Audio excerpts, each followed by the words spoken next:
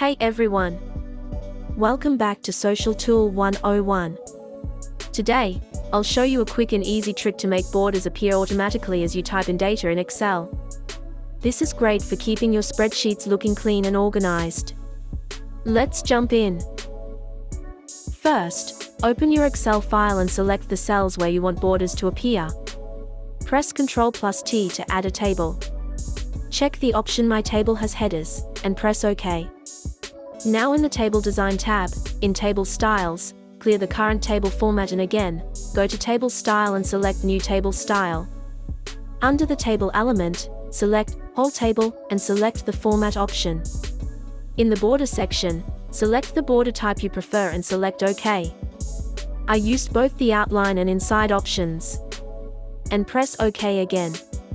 Now when you go to Table Styles again, you can see the table created as a custom table. Select that. When you type your data, you can see the borders automatically appear. In the corner of the table, you will see a small box. Using that, you can adjust your table to a preferred size. And that's it. A super easy way to make your data entry look neat with automatic borders in Excel. If this video helped you, please like and subscribe for more Excel tips. Thanks for watching, and see you next time.